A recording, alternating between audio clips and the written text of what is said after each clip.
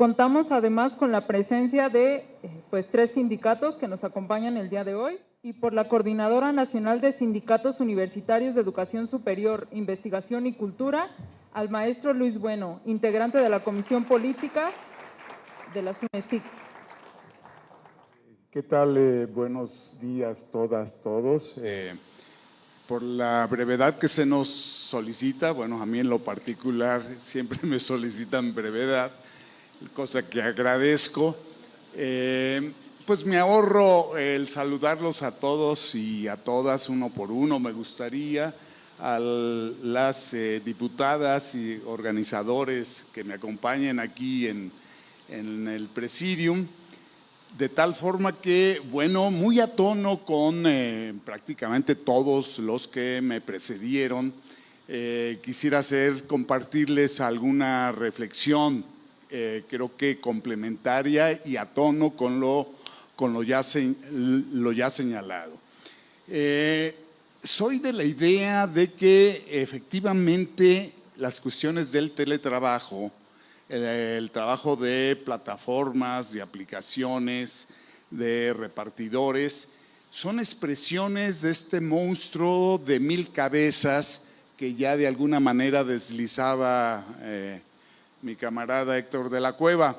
El famoso outsourcing, que si lo entendemos en su profundidad, pues significa justamente desconocer la relación capital-trabajo, desconocer a los trabajadores como tales y de ahí enseguida pues desconocer sus derechos de asociación, de contratación colectiva y huelga, derechos entre paréntesis bastante básicos, elementales, sobre todo en pleno siglo XXI. De tal manera que aunque cada una de estas modalidades tiene sus particularidades, sus especificidades, no dejan de compartir este elemento central del desconocimiento del otro como trabajador sujeto a una relación capital-trabajo. Es en el fondo la gran ofensiva del capital de la actualidad.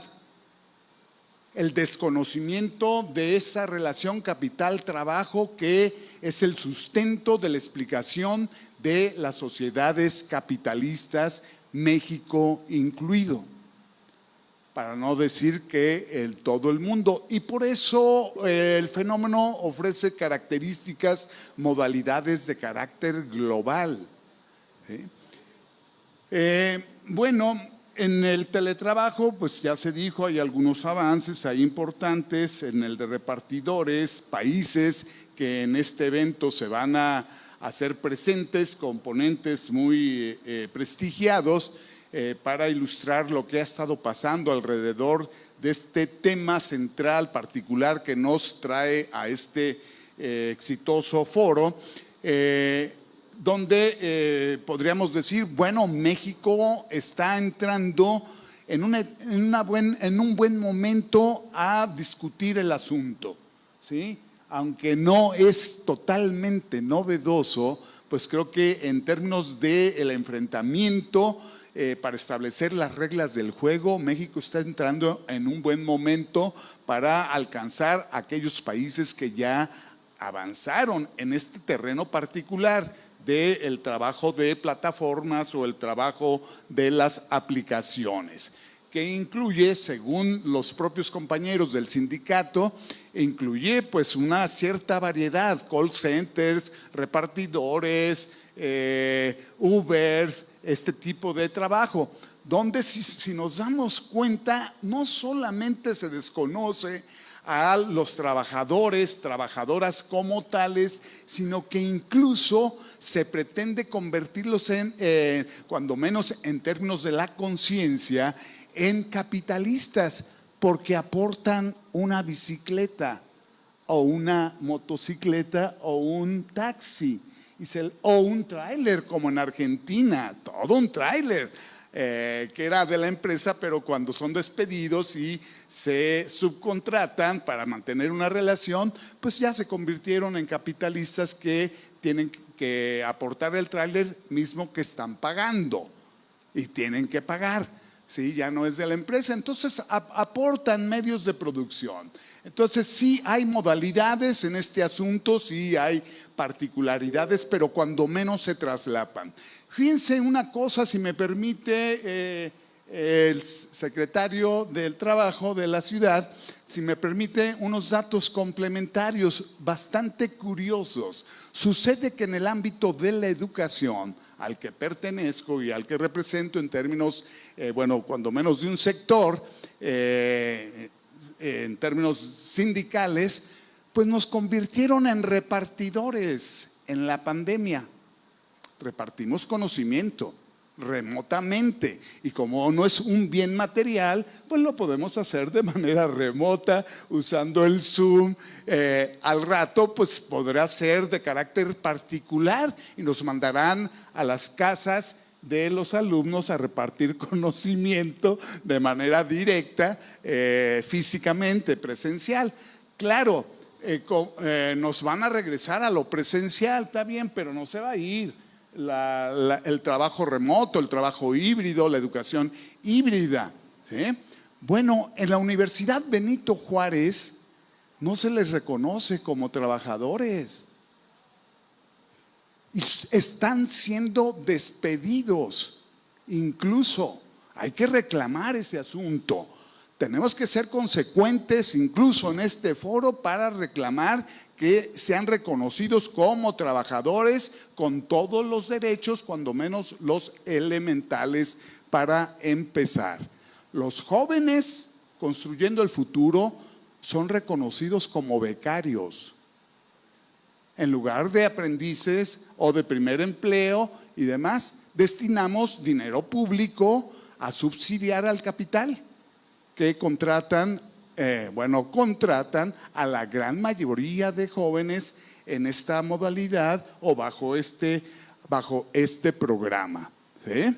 Bueno, efectivamente, el monstruo de las 1000 cabezas no solo está presente en el sector privado, sino también en el sector público, en las propias instituciones de educación superior. Complementando los datos, ejemplo UAM. No es así, no es ejemplo para sacar promedios a nivel nacional, pero 70% de los profesores de la UAM somos de tiempo completo, con posgrados, una buena parte hasta del Sistema Nacional de Investigadores y nos convirtieron en repartidores. No, el problema de la escolaridad como que pasa un poco a segundo término. Los propios dirigentes de la UNTA, del sindicato formado, son compañeros bastante preparados. Uno de ellos va a dar muestra de esto en este foro, en el segundo día. Su secretario general, yo ya lo escuché hablando al tú por tú con los grandes expertos de estos temas, ¿sí? Bueno, entonces saben de lo que hablan, de tal manera que entonces, bueno, el 30% de los trabajadores, profesores de la UAM son de tiempo parcial, de asignatura, temporales permanentes. La precariedad andando, pero sí son reconocidos como trabajadores, a diferencia de este fenómeno que tenemos. Incluso pueden estar afiliados a mi sindicato. Termino hablando un poco de la UNTA, muy de rápido, porque ya se abordó de buena manera el asunto en términos de sus derechos. Derecho de asociación, entiendo que ya se les reconoció.